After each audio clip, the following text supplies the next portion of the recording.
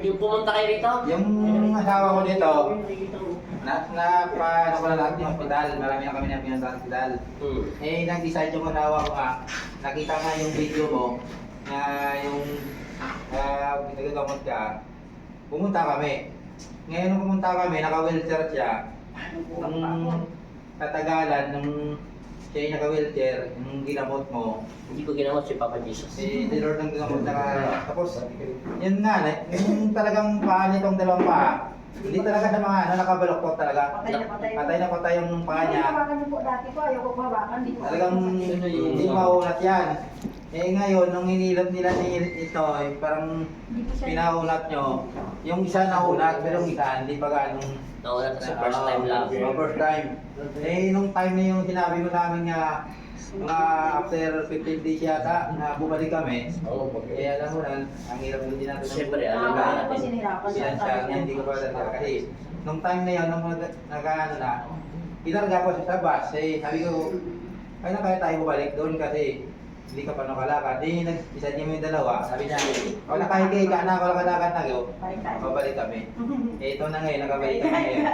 Paano siya nakalakad?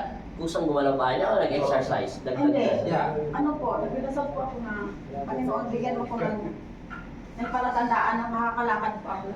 Anong klaseng palatanda nung ginawa siya ni Kristo sa panaginip mo? Hindi po nagilip, dasal ko po tayo. Eh, paano niya ginawa? Siyempre, kaya sa dasal, anong niya ginawa niyang inspirasyon mo? Kung papadalhin ko po ako, yung obligasyon ko ng linggo-linggo po na kung simbahan. Huwag mo na sasabihin. Namalayan mo na po na, kasi hindi ko talaga kumagalaw. Thank you, Lord. Pero huwag mo sasabihin na okay na yun, nagkamali ka, pero binigyan ka ng pagkakataon ni Kristo. Huwag mo sasabihin linggo-linggo ka magsisimba. Tao ka lang. Basta hindi po ako makakalimot sa oras na ako'y pupunta sa inyong tahanan ng aking makakaya.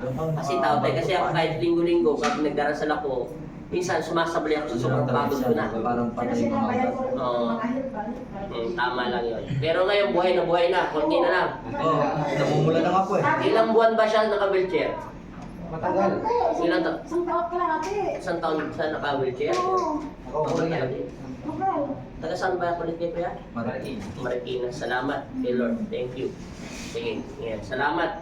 O, paalam na kayo dun. Bye-bye. Bye-bye.